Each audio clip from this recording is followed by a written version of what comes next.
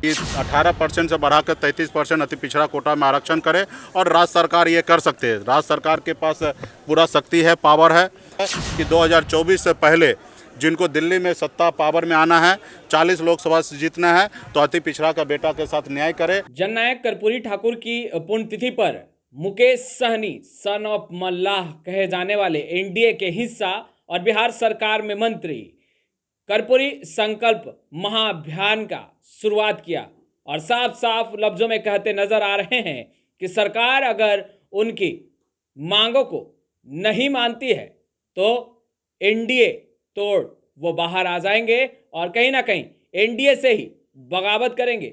क्या है वो मांगे, क्यों मुकेश सहनी कर रहे हैं कर्पूरी संकल्प महाअभियान की शुरुआत और इस अभियान में क्या कुछ होगा, तमाम चीजें मुकेश सहनी बता रहे हैं। जरा आप सुनिए क्या कुछ कह रहे हैं। आज का जो कार्यक्रम रहा कि जननायक कर्पूरी ठाकुर जी की पुण्यतिथि पे आज हम लोगों ने कार्यक्रम किया है।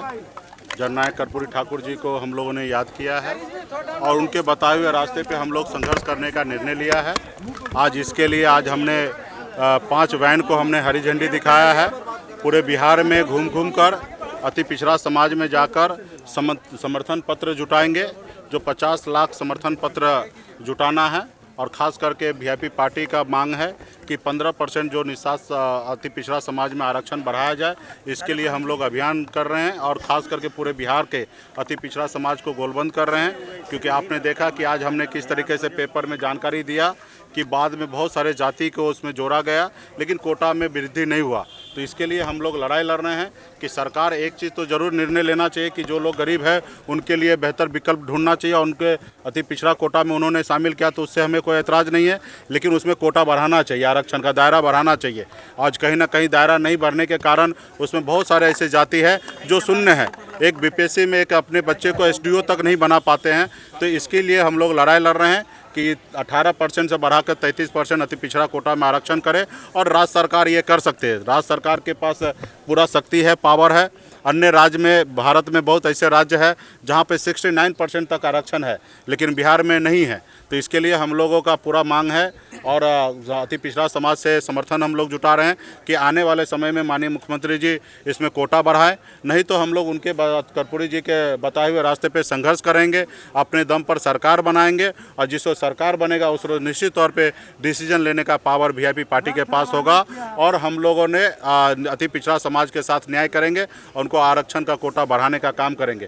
तो आज ये जो रथ निकला है ये 50 लाख समर्थन पत्र जुटाएंगे पूरे बिहार से अति पिछड़ा का घरों से।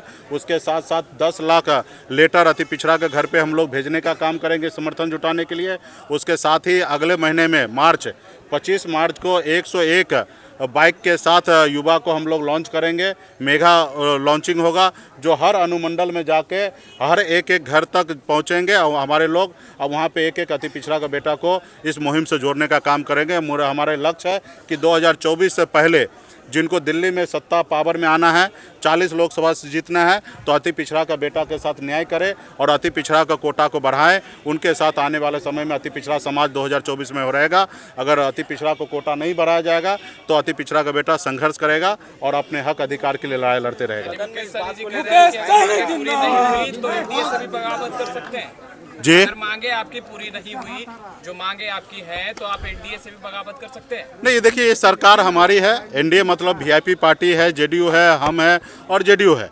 ये सरकार हमारी है और आज हम तो रिक्वेस्ट ही कर सकते हैं अपने सरकार के टॉप नेतृत्व जो हमारे माननीय मुख्यमंत्री नीतीश कुमार जी हैं कि उनसे मांग ही कर सकते हैं कि आपने हाल फिलहाल में बहुत सारे ऐसे जाति को नाम को जोड़ा है लेकिन कोटा नहीं बढ़ाया है। ये सरकार का फर्ज और कर्तव्य है कि कोटा बढ़ाया जाए, तो उसके लिए हम कोशिश करेंगे। लेकिन ये जब वीआईपी पार्टी अपने वजूद में पहुंच जाएगा तो खुद डिसीजन लेंगे और वो हम काम करेंगे। अभी तो हम चाहेंगे कि माननीय मुख्यमंत्री जी कोटा बढ़ाएं। सदन में इस बात को उठाएंगे क्या? सदन में जो चल रहा है, देखिए सरकार हम है, सरकार में हम कहाँ, हम तो बात उठा ही रहे हैं। टीवी मीडिया पेपर के माध्यम से अपने लोगों को जागरूक कर रहे हैं, अपने लोगों को गांव-गांव में बोल रहे हैं घूमिए और संघर्ष कीजिए और अपने दम पे सरकार बनाइए और आप पूरा कीजिए। तो जाहिर सी बात है पार्टनरशिप में सरकार है तो सबके राय विचार से ही सरकार निर्णय लेंगे। तो हम तो संघर्ष करने वाले लोग हैं और संघर्ष करेंगे। निषाद आरक्षण के लिए संघर्ष कर रहे हैं, जातिगत जनगणना के लिए संघर्ष कर रहे हैं, अति पिछड़ा का कोटा बढ़े उसके लिए संघर्ष कर रहे हैं, बिहार में 19 लाख युवा को रोजगार मिले उसके लिए संघर्ष कर रहे हैं, हमारा बिहार बेहतर हो, टॉप 10 में बिहार आए उसके लिए संघर्ष कर रहे हैं। तो हम बिहारी होने के नाते हम चाहेंगे कि बिहार को विशेष राज्य का दर्जा मिले, तो इसके लिए संघर्ष कर रहे हैं। तो तमाम बिहार को आगे बढ़ाने के लिए, बिहार के हर साथी समाज को आगे बढ़ाने के लिए जब भी संघर्ष की बात होगा तो मुकेश सहनी रोड पे होगा। आंदोलन करने के लिए सड़क उतरेंगे क्या?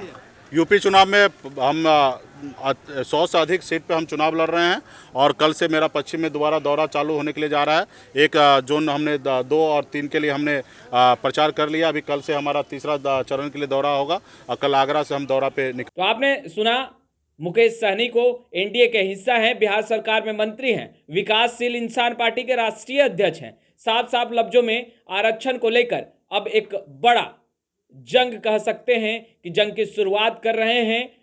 कर्पूरी संकल्प महाअभियान की शुरुआत की है और साफ साफ लफ्जों में कहा है कि सरकार अगर आरक्षण के मुद्दे पर उनकी मांगों को नहीं मानती है, यानी कि 33% आरक्षण अगर अति पिछड़ा समाज को नहीं दिया जाता है तो वो बगावत पर उतर जाएंगे।